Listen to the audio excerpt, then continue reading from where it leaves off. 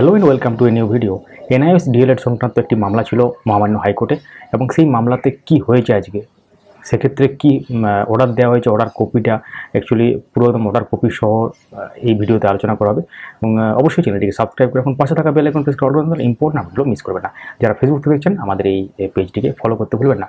তো আজকে NIS DElEd সংক্রান্ত বলতে বঞ্চিত এনআইএস ডিএলএড সংক্রান্ত একটি মামলা ছিল এবং সেই মামলাতে কি হয়েছে এবার আপনারা জানতে চলেছেন। তো আজকে মামলাটি উঠেছিল মহামান্য হাইকোর্টে এবং সেখানে পিটিশনার পক্ষে আইনজীবীদের দ্বারা যে ব্যাপারটা বলা হয় যে মহামান্য সুপ্রিম কোর্টের নির্দেশ ছিল যে এইসব এনআইএস ডিএলএডদের ক্ষেত্রে ডকুমেন্ট ভেরিফিকেশনের ব্যাপার বা রেসপন্ডেন্ট অথরিটিকে নির্দেশ দিয়েছিল, সেখানে দেওয়া হয়েছিল আর কি। কিন্তু বোর্ড যে নোটিশ পাবলিশ করেছিল সেখানে কিন্তু শুধু পিটিশনারদের কথা বলা হয়েছে, অর্থাৎ যেটা কৌশিক দাস সংক্রান্ত মামলা। কিন্তু ওই মামলাতে যারা পার্টি হিসেবে থাকেননি বা সেই মামলার সাথে যুক্ত থাকেননি তারা কিন্তু বঞ্চিত বলে নিজেদেরকে মনে করেছেন বলে আবার মামলা করেছেন মহামান্য হাইকোর্টে এবং সেই মামলা আজকে শুনানি হয়েছে। তো সম্ভবত আজকে সেখানে যেটা বলা হয়েছে যে পরবর্তী দিন অর্থাৎ আগামীকাল 13ই জুন মামলা শুনানি আছে। হয়তো পিটিশনারদের সুযোগ আসতে পারে, এখন সময় বলবে কী হতে চলেছে। তো আমরা সরাসরি চলে যাব কেস ডিটেল এবং অর্ডার কপিতে। তো আমরা যদি কেস ডিটেলসে আছি, দেখতে পাচ্ছেন এখানে কেস নাম্বার 6695 2024 সালের এক্ষেত্রে, এবং আজকে শুনানি যেটা ছিল 12 তারিখে এবং পরবর্তী শুনানিতে দেখতে পাচ্ছেন 13ই জুন আগামীকাল।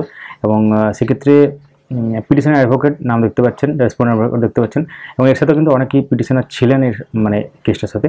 তো 12/6/2025 এর অর্ডার কপি আমরা জাস্ট ডাউনলোড করেছি। এখানে পরিষ্কার উল্লেখ করা আছে আজকের যে অর্ডার এসেছে, এবং সেখানে কিন্তু অনেক আইনজীবী ছিলেন, অর্থাৎ আপনারা লক্ষ্য করবেন পরিচিত অনেক আইনজীবী ছিলেন আপনাদেরই, হয়তো দেখতে পাচ্ছেন পরিষ্কারভাবে এখানে নামগুলো আছে পিটিশনের পক্ষে, অর্থাৎ WPA যে 6695 এবং তার সাথে যে কানেক্টেড যে ব্যাপারগুলো আছে বা তার সাথে আবার যে WP নাম্বারগুলো আছে, এই রিলেটেড ম্যাটারগুলো কিন্তু একসাথে কিন্তু আছে দেখতে পাচ্ছেন।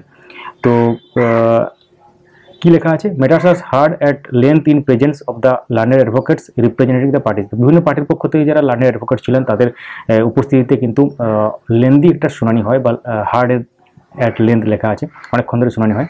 তো মিস্টার সান্যাল, যিনি বোর্ডের অ্যাডভোকেট অর্থাৎ লার্নেড সিনিয়র অ্যাডভোকেট বোর্ডের, representing the West Bengal board of primary education, has prayed for accommodation for this day. তো এক্ষেত্রে অ্যাকোমোডেশনের জন্য তিনি কিন্তু প্রে করেছেন, এবং list the matter under the same heading as 10:30 AM fixed matter tomorrow 13 June 2025। আগামীকাল সকাল 10:30টার সময় ফিক্সড ম্যাটার হিসাবে কিন্তু এটি শুনানির জন্য লিস্টেড থাকবে। অনারেবল জাস্টিস সৌগত ভট্টাচার্য বেঞ্চে এটি ছিল। তো আগামীকাল এই গুরুত্বপূর্ণ ব্যাপারে উঠে আসবে এবং সম্ভবত আমরা লাইভ স্ট্রিমিং শেয়ার করবো যদি সম্ভব হয়। তো এই ছিল পুরো ব্যাপার, অর্থাৎ অনেক এমন ক্যান্ডিডেট এনআইএস আছেন যারা কিন্তু এই কৌশিক দাস মামলায় যুক্ত থাকেননি এবং পরবর্তী ক্ষেত্রে তারা কিন্তু নিজেদেরকে বঞ্চিত বলে মনে করছেন, সেই জন্য এই তারা রিট পিটিশন ফাইল করেছেন বা এই মামলাটি ফাইল করেছেন, এবং তারই কিন্তু শুনানি ছিল। এর আগেও একদিন শুনানি হয়েছিল বা মেনশনিংয়ের জন্য চেষ্টা করা হয়েছিল। তো এই ছিল পুরো ব্যাপার, সঙ্গে থাকুন। এবং 32 মামলার গুরুত্বপূর্ণ আপডেট বা আজকের মামলাতে কি হলো তার বাংলায় ব্যাখ্যা অবশ্যই আমাদের এই চ্যানেলে চলে আসবে। Thank you so much for watching.